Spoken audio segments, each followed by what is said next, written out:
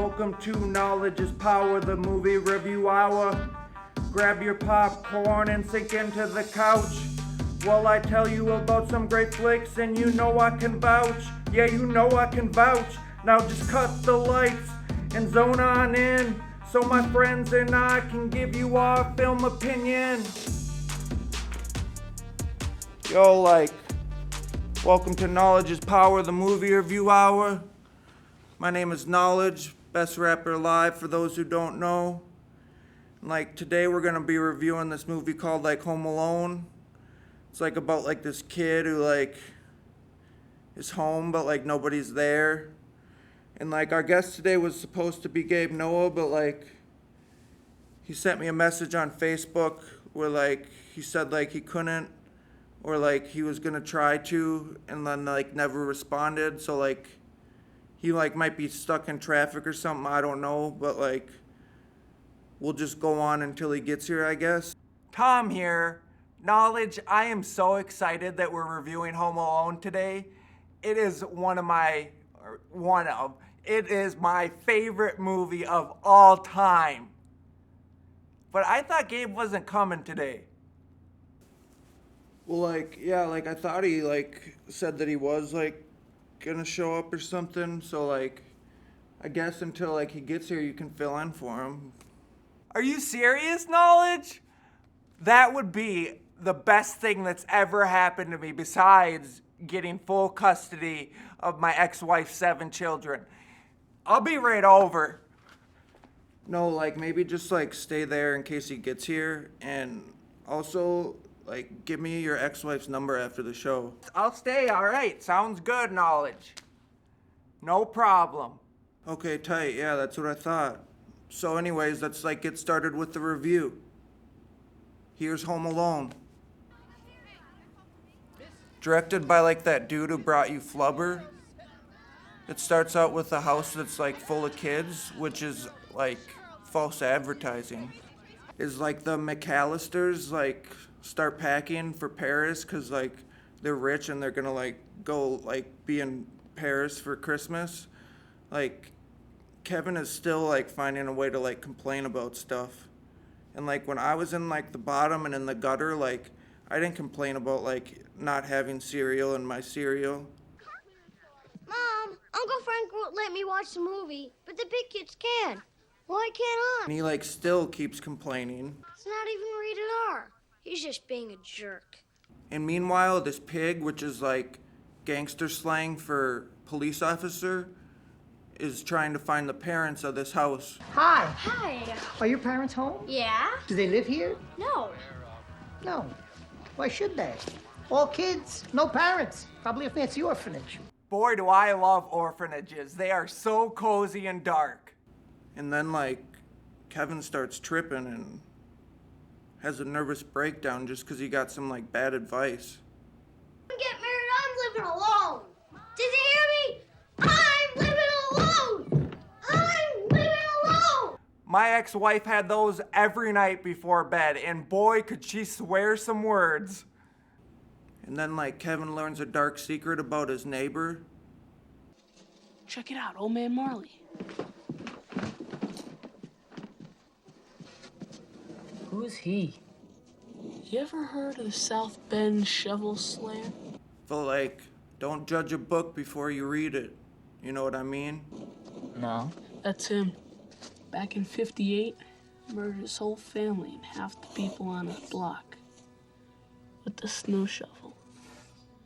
Been hiding out in this neighborhood ever since. This next scene, you might want to close your eyes, 'cause, I know I am.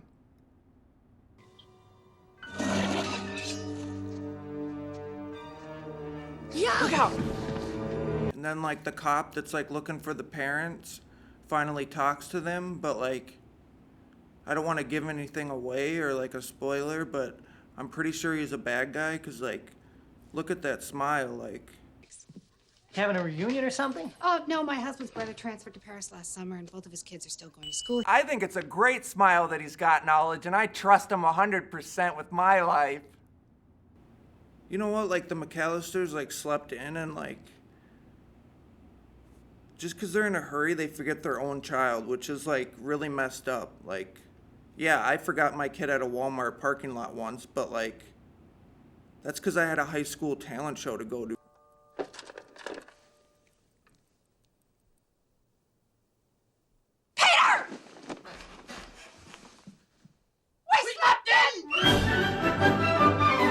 Like, obviously I would forget him then. You're just like in a hurry. You know you're the mastermind. Kevin, I'm going to feed you to my tarantula. Kevin, you are such a disease. There are 15 people in this house, and you're the only one who has to make trouble. Look what you did, you little jerk. I made my family disappear. And like, Kevin isn't even worried about it, which is like kind of like tight in my opinion, which is like gangster slang for like cool, not like tight as in like something that's like wrapped around you too hardly.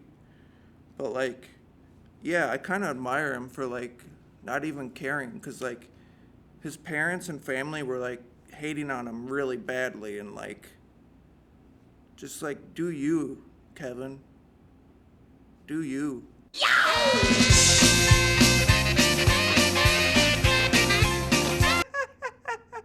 I am getting such a kick out of that guy jumping on the bed. Look at that popcorn flying all around. And then like finally the mom realizes that she forgot her own child. What else could we be forgetting?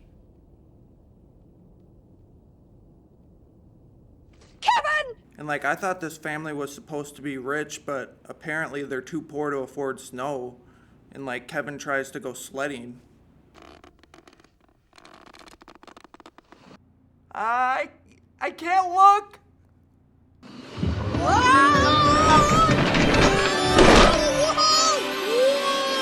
And then like, he hits a tree and breaks his neck and dies. No, not Kevin. Actually, Tom, like, that was just like a lie I told you. Well, that was a grade A Raz, pal. I'll give you that. And then like, the fake cop and his buddy, which like are actually turn out to be like the wet bandit burglars, which like I totally called in the beginning. But like, anyway, they like try to rob Kevin, but like they go up to his house and then he turns on lights and they kind of get scared of him. I thought you said they were gone. We're supposed to leave this morning. Let's get out of here. And then like, Kevin hides under the bed like a little baby. I always hide under the covers. What else do you do when there's a fire? And then like, Kevin's mom asks for help from the pigs, but they're like feeding their fat faces with donuts, and like, they eventually do go over there, but like, it's probably only because there's a donut shop next to Kevin's house or something. Yeah, hi, look. I'm calling from Paris. I have a son who's home alone, and Okay. We'll send a policeman over to your house to check on your son. And then like, Kevin gets brave only to like get scared again. I'm not afraid anymore.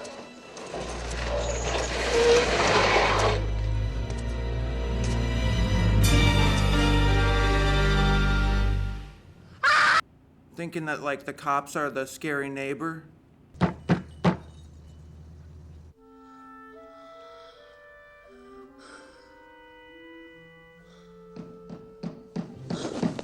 Kevin then like kind of realizes that he's got to like take care of himself and mans up, and he's like gonna go out and buy groceries, and like he showers and like getting ready for the day. But like, one thing that he doesn't realize is that like aftershave gives you 3rd-degree burns. I can't seem to find my toothbrush, so I'll pick one up when I go out today. Other than that, I'm in good shape. That poor Kevin. Doesn't he read the instructions? And then like, Kevin goes out and he's like gonna buy this toothbrush, but like, his scary neighbor comes up there and like, he has like a bloody hand, and it's like, I don't know what you did with that hand to get it that way. And like, Kevin just like dips out of there, and like, I don't blame him in this situation. Like, what else would you do? Like, if you saw like a scary guy with a bloody hand, like, you'd probably steal a toothbrush too. Just tell me. Oh, hon, you pay for that here. Just tell me it's Oh, wait, son, you have to pay for that toothbrush. Son? Son? Stealing's wrong, Kevin. So don't judge him.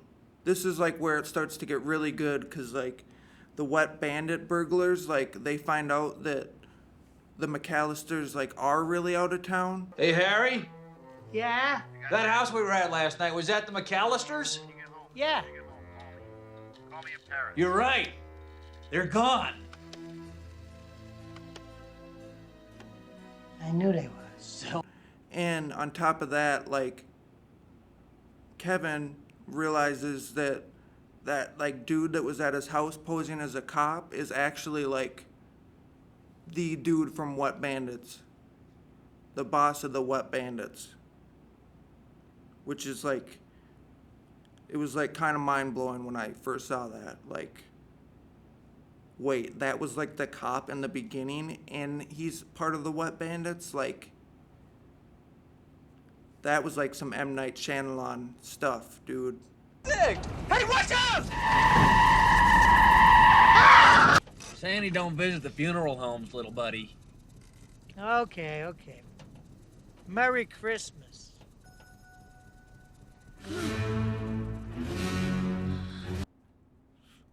This is getting too intense for me. This is like the second time that Kevin has tricked the Wet Bandits, and like he's getting really good at this stuff. Like first he turned on lights, and now like he's tricking them again with turning on some lights.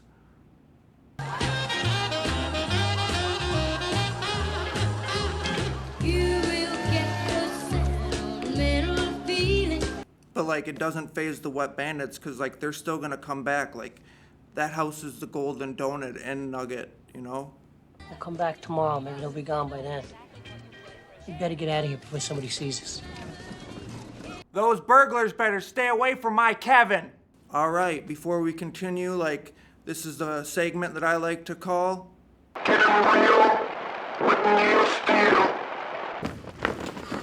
Welcome to Getting Real with Neil Steele. Today I'm gonna review a movie called RoboCop. I wouldn't recommend it to women because it's about being a man and strong and shooting guns. Things that women can't or won't do. Check out this movie if you're a man. If you like robots and you also happen to lift weights, check it out. It's about a robot man who destroys other robots. And he's really strong. And he's made of steel. Right up my alley. If you don't watch this movie, I will personally come to your gym and hurt you. And if you don't have a gym, then I will scold you for not having a gym, find you wherever else you are, and hurt you. Watch RoboCop, now in theaters. This like next scene isn't like super important or anything, but like it's just like a really intelligent scene, which is another word for smart, and like just showing like Buzz's insight to like how his brother like does things.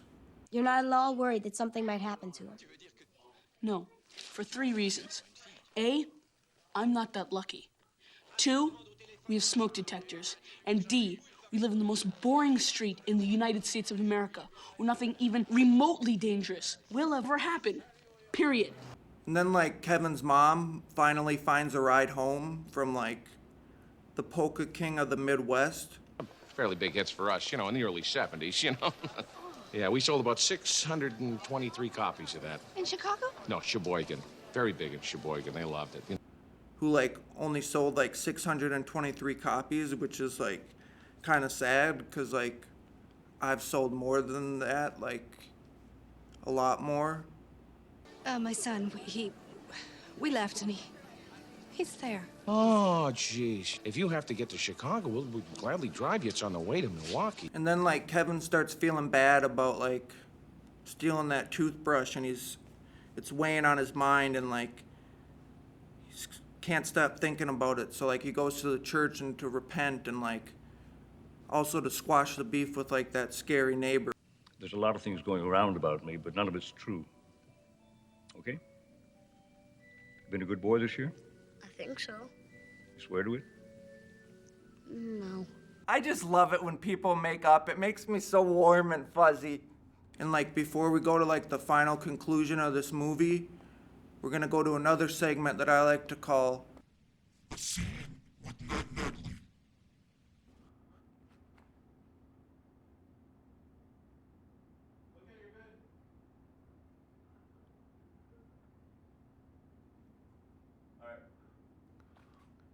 Hi, hey. Neil. Ned. Oh, that's Neil. Ned Nedley.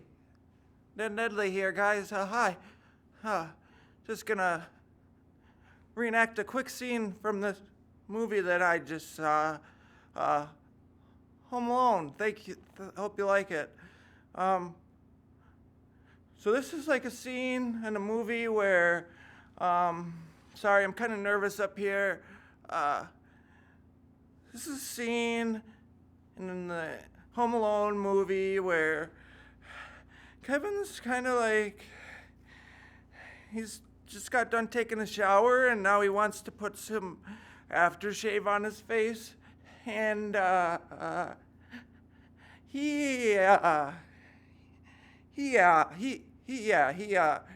he puts it on his face, and so that's the scene that I'm gonna reenact. Here we go. Taking it from the top. Today I'm gonna go out and get a new toothbrush, and boy did I clean my belly button today. I'll just use this aftershave.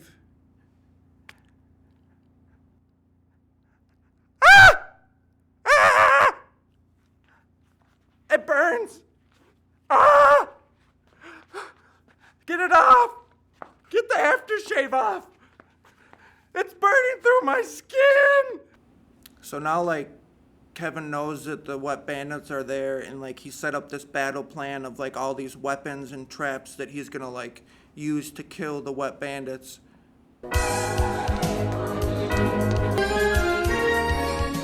This is my house. I have to defend it.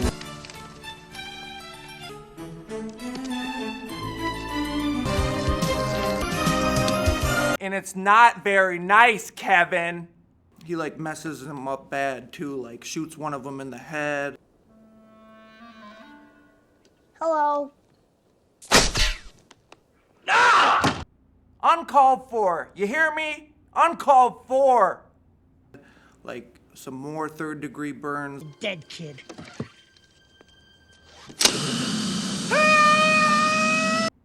Knock it off, Kevin. Like, I think this dude's got like some pyromatic technique. He's got like some pyromatic tendencies, you know? I think you need a hug, bud. Or at least anger management.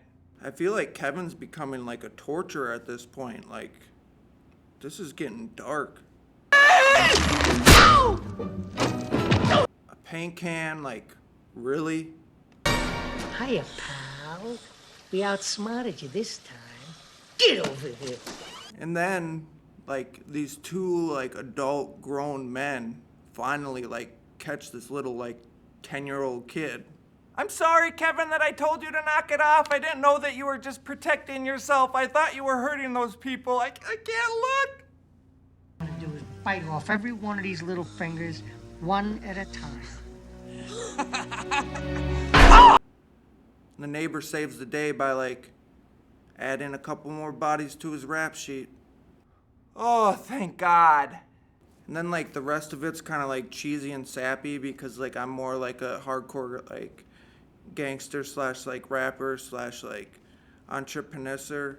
And, like, Kevin's mom comes home, which is, like, cool. Like, I wish my mom would come home. It's so beautiful.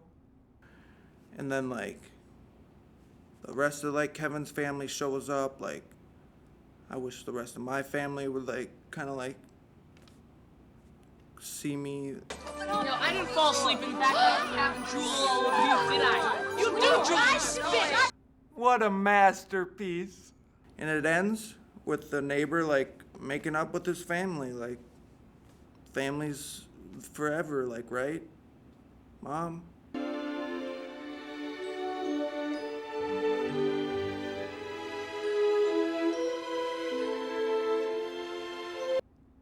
Oh, the love. So, before, like, I close, I just like to go ahead and do a little freestyle. That's how I'm gonna close out all my shows. And this is what I like to call The Rap Review. Yo, just watch Home Alone. Watch Kevin McAllister shoot a dude in the dome. And I don't leave it alone. No, I'm coming for your throne. Kevin, try to set up a booby trap on me, and you will just be going and you will just flee, 'cause you can't even really see.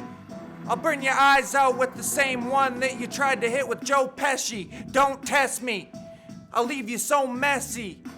You try to hit me with a paint can, I'll shoot you, spray you up like a tan. Damn, you think that you're the man of the house now? Wow, I'll leave you in the angels flying, like that movie that you watch with angels with filthy souls. Go ahead and shoot you up with holes, put you in that furnace that you're so scared of. And I don't think that your mom really shows you much love, leaving you home alone. Oh, you're so sad? Oh, I don't care. It's so rare. I'll just tear, and I'm there. Where do you think you're going next, Kevin? I'll leave you up to heaven if you ever try to put a micro machine under my feet. I'm so mean. You don't want to try to put a nail through my foot, 'cause you know I'm gonna shoot, and you know I'm gonna hit you with my boot. So yeah, Kevin, watch your back. Home Alone 2 is whack. Can you take a seat real quick? It was literally strong.